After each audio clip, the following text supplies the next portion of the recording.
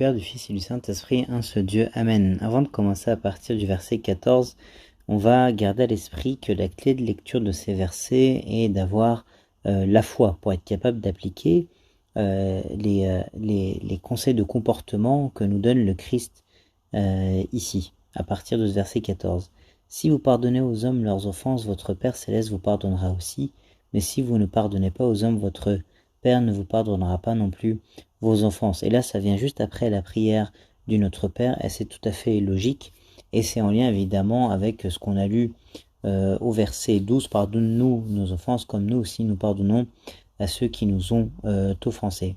Ensuite, donc après avoir parlé de la prière, on va passer à ce qui concerne le jeûne. Et pour rappel, le jeûne, le Christ lui-même l'a fait évidemment pendant 40 jours et 40 nuits au désert pour nous apprendre comment jeûner. Et là, il continue de nous apprendre en disant comment faire, et pour arrêter les pratiques des Juifs qui consistaient à prendre des airs tristes pour que tout le monde sache que je suis en train de jeûner, il fallait montrer un air fatigué et triste pour que les hommes se rendent compte de ma religion et de ma pratique religieuse, alors que ce que je veux, Dieu évidemment, c'est un jeûne du cœur, le jeûne de humble et à l'intérieur. Est-ce que cherche à voir Dieu, c'est le cœur en fait. Et pourquoi tu jeûnes? Est-ce que tu fais ça pour que les gens disent regardez comment il est bien, il jeûne, ou est-ce que tu fais ça pour te rapprocher de Dieu, pour te contrôler? En commençant par contrôler ton ventre, tu arrives à contrôler tout le reste, et du coup tu te rapproches de Dieu, tu es plus spirituel, tu arrives à élever ton esprit parce que tu es pas trop attaché aux besoins de ton corps, et donc tu t'occupes plus de ton esprit. C'est ça que veut Dieu en fait, donc c'est ce qu'il va nous apprendre à partir du verset 16. Lorsque vous jeûnez, ne prenez pas un air triste comme les hypocrites, qui se rendent le visage tout défait pour montrer aux hommes qu'ils jeûnent. Je vous le dis en vérité, ils reçoivent leur récompense. Et donc ça sert évidemment strictement à rien de faire ça, parce que ce qui compte, c'est se rapprocher de Dieu, pas que les gens nous glorifient. Donc c'est pour ça qu'il est écrit, ils reçoivent leur récompense. Tu reçois ces gloires qui viennent de la part des hommes, mais tu n'as rien compris si c'est ça ton objectif, si c'est cette hypocrisie, ou ce qui t'importe en fait est le regard des gens, parce que ce qui compte encore une fois, c'est qu'il y a à l'intérieur de ton cœur, c'est que tu te rapproches plus de Dieu. Et donc il nous apprend verset 17, mais quand tu jeûnes, parfume ta tête et lave ton visage, afin de ne pas montrer aux hommes que tu jeûnes, mais à ton Père qui est là dans le lieu secret, et ton Père qui voit dans le secret te le rendra. Et donc il cesse le Christ ici d'insister sur le fait que la relation entre Dieu et nous est comme la relation d'un père avec son fils, qui tout ça se fait dans le secret, de façon mystique, dans ta chambre en fait, sans que les hommes soient au courant. C'est comme ça que tu te rapproches de Dieu, c'est comme ça que tu apprends à aimer Dieu, et que au passage tu apprends à aimer les hommes, et que tu t'élèves spirituellement. Ne vous amassez pas des trésors sur la terre, où la teigne et la rouille détruisent, et où les voleurs percent et dérobent, mais amassez-vous des trésors dans le ciel, où la teigne et la rouille ne détruisent point, et où les voleurs ne percent ni ne dérobent, car là où est ton trésor, là aussi sera ton cœur. Et donc là, on passe à un nouveau sujet qui concerne l'argent, évidemment. Et il va dire juste derrière que c'est l'origine de tous les maux. Et en fait, où est-ce que tu es concentré? Où sont tes yeux? Où sont tes priorités en fait? Est-ce que tu cherches à gagner le plus d'argent possible, et donc tu t'inquiètes pour ça, tu t'inquiètes du lendemain, et tu cherches à amasser et à économiser de l'argent sur terre? Mais en fait, si tu fais ça, tu te rends compte en fait que ce dont il faut se rendre compte, c'est que ces choses-là, tu les prends pas avec toi quand tu vas au royaume des cieux, où ces choses-là peuvent disparaître en un instant en fait. Et c'est ça qui fait le plaisir mauvais de Satan, c'est que il voit les hommes se fatiguer à économiser, et d'un coup tout nous est dérobé, d'un coup, sans qu'on s'en rende compte, et ça arrive évidemment. Et donc c'est pour ça qu'il ne faut pas chercher à amasser des trésors, parce que Dieu s'occupe de nous aujourd'hui, donc il s'occupera de nous demain. Et donc il ne faut pas chercher à amasser des trésors sur la terre, parce que forcément il leur arrive d'être détruits, ou en tout cas tu les prends pas avec toi au royaume des cieux. Et il peut arriver que des voleurs volent ces trésors-là. Mais amassez-vous des trésors dans le ciel. Et ça, évidemment, ça se fait par les bonnes œuvres. Et ce qu'il faut se rendre compte et savoir, c'est que il y a différents degrés de richesse dans le ciel. plus tu auras fait des bonnes œuvres sur terre, plus tu seras riche dans le ciel. Un saint Antoine, par exemple, le premier des moines, a tout vendu et a tout laissé de ses biens matériels et est devenu un saint évidemment et une étoile dans le ciel, c'est un grand saint. Ou quelqu'un qui donne plus que ce qui est exigé par les dons, c'est quelqu'un qui a la foi et qui sait que la vie, la vraie, elle commence au royaume des cieux et qui sait qu'il y a des niveaux au royaume des cieux et donc qui cherche à sécuriser en fait le royaume des cieux plutôt que de sécuriser le lendemain ici sur terre parce qu'il sait que de toute façon Dieu sera ici demain sur terre. Donc encore une fois, pour réussir à appliquer ces versets 19 et 20, à pas trop être attaché à l'argent, à pas en faire la priorité numéro une de nos vies avant Dieu, c'est la foi de savoir que notre vie, elle est au ciel, évidemment. C'est là notre destinée finale. C'est pas, n'est pas condamné, heureusement, à vivre sur terre. Donc il faut s'amasser des trésors dans le ciel par nos bonnes œuvres. C'est comme ça que ça marche. Où la teigne et la roue ne détruisent point et où les voleurs ne percent ni ne dérobent. Et donc on dit aussi que les pauvres, c'est eux qui sont ta banque en fait au royaume des cieux, parce que plus tu les aideras et plus plus tu économiseras chez eux, plus ça sera des économies que tu retrouveras et une richesse que tu retrouveras au royaume des cieux. Car là où est ton trésor, là aussi sera ton cœur. Et là, pour savoir où est ton trésor, en fait, essaye de te rendre compte de ce à quoi tu réfléchis quand tu es un peu évasif. Est-ce que toutes tes pensées sont dans l'argent ou dans Dieu?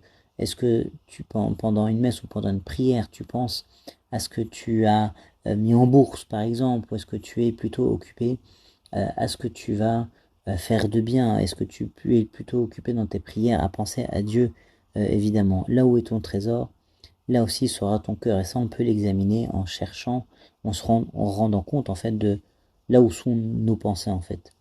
L'œil est la lampe du corps. Tout est lié. Donc on a parlé des trésors et donc ensuite et de l'argent d'une manière générale.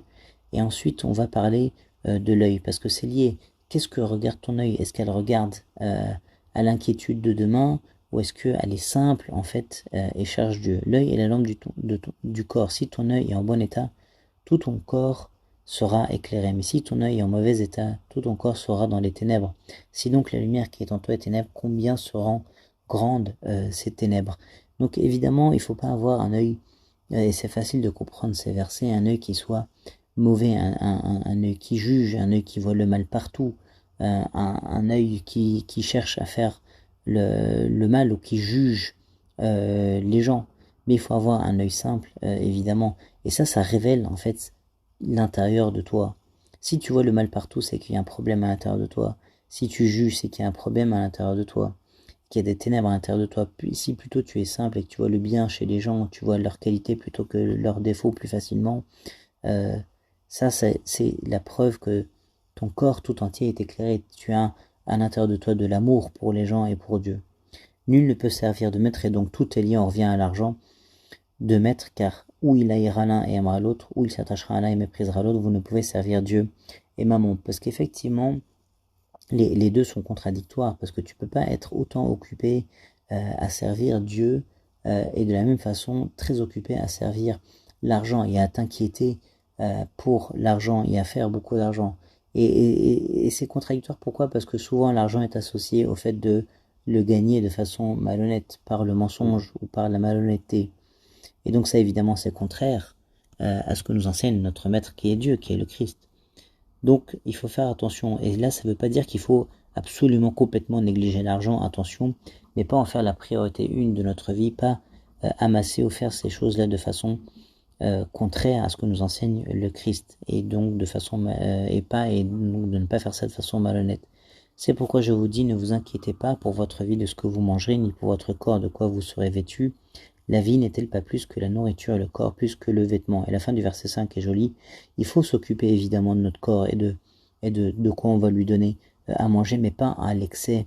Évidemment, c'est pas ça qui compte. Regardez les oiseaux du ciel, ils ne sèment ni ne moissonnent, et ils n'amassent rien dans des greniers. Et votre Père céleste les nourrit, ne valez-vous pas beaucoup plus que... Donc il faut absolument pas s'inquiéter du lendemain, parce que le Christ est là, aujourd'hui Dieu est là aujourd'hui, il nous aime et il s'occupe de nous, il sera là demain, aussi il va pas disparaître, évidemment. Et en plus, ce qui est intéressant à dire, c'est que si tu décides de servir Dieu, eh bien, Dieu va mettre l'argent à tes pieds et va faire en sorte que ça soit pas ça qui occupe tes esprits, et donc tu vas pas être esclave de l'argent, et en plus tu auras gagné Dieu.